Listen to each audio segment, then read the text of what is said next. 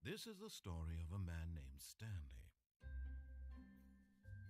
Stanley worked for a company in a big building where he was employee number 427. Employee number 427's job was simple. He sat at his desk in room 427 and he pushed buttons on a keyboard. Orders came to him through a monitor on his desk, telling him what buttons to push, how long to push them, and in what order. This is what employee 427 did every day of every month of every year. And although others might have considered it soul-rending, Stanley relished every moment that the orders came in, as though he had been made exactly for this job. And Stanley was happy. And then one day, something very peculiar happened. Something that would forever change Stanley. Something he would never quite forget. He had been at his desk for nearly an hour when he realized that not one single order had arrived on the monitor for him to follow.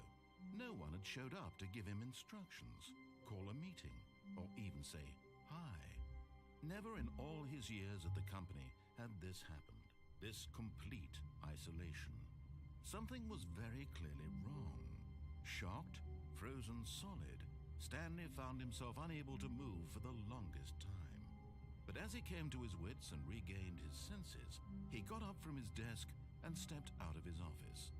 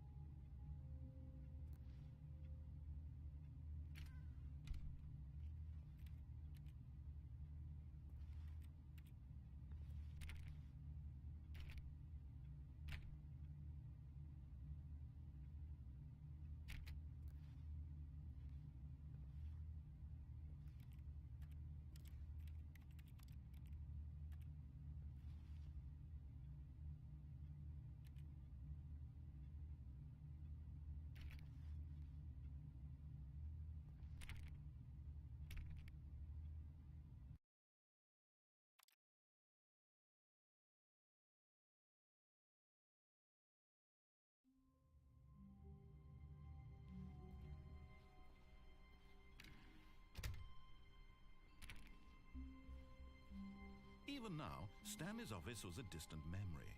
What did it look like? There was a computer, perhaps, and a painting. Was it a painting or a photo? He could no longer recall.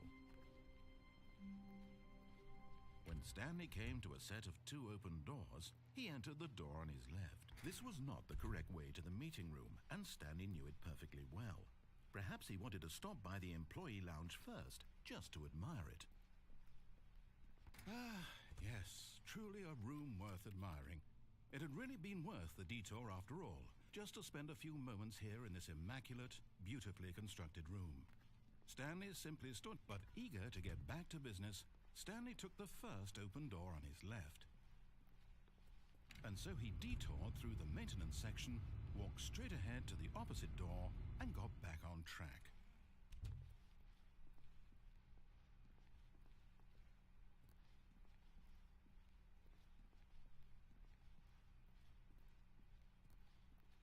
Yet there was not a single person here either.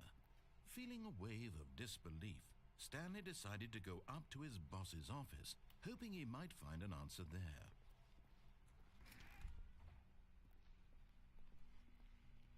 Stanley stepped into the broom closet, but there was nothing here, so he turned around and got back on track.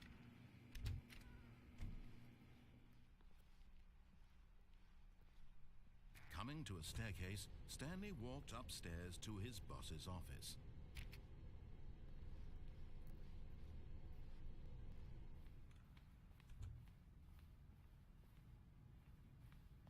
Stepping into his manager's office, Stanley was once again stunned to discover not an indication of any human life.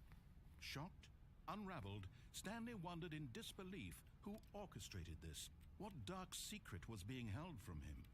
What he could not have known was that the keypad behind the boss's desk guarded the terrible truth that his boss had been keeping from him, and so the boss had assigned it an extra secret PIN number, 2845. But of course, yet incredibly, by simply pushing random buttons on the keypad, Stanley happened to input the correct code by sheer luck. Amazing. He stepped into the newly opened passageway.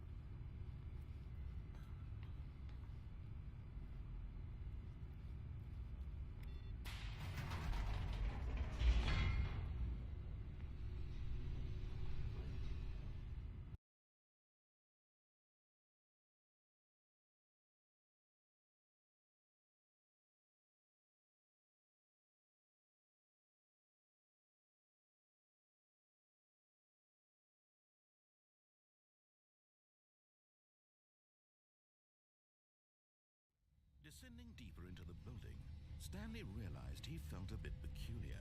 It was a stirring of emotion in his chest, as though he felt more free to think for himself, to question the nature of his job. Why did he feel this now, when for years it had never occurred to him? This question would not go unanswered for long. Stanley walked straight ahead through the large door that read Mind Control Facility. Although this passageway had the word escape written on it, the truth was that at the end of this hall, Stanley would meet his violent death. The door behind him was not shut. Stanley still had every opportunity to turn around and get back on track. At this point, Stanley was making a conscious, concerted effort to walk forward and willingly confront his death.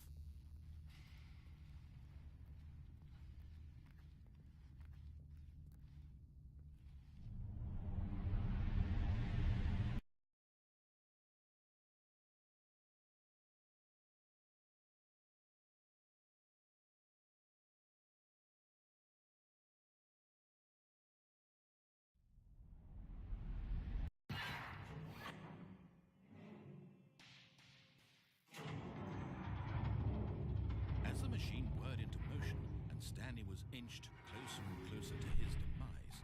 He reflected that his life had been of no consequence whatsoever. Stanley can't see the bigger picture.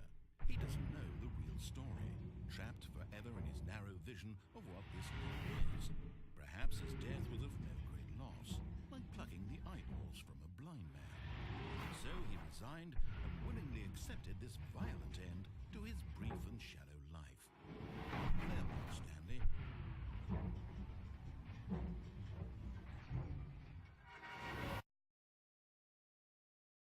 "Farewell, Stanley," cried the narrator, as Stanley was led helplessly into the enormous metal jaws. In a single visceral instant, Stanley was obliterated as the machine crushed every bone in his body, killing him instantly.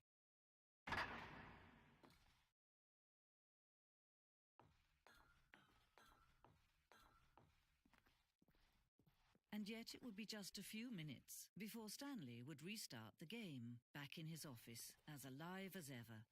What exactly did the narrator think he was going to accomplish?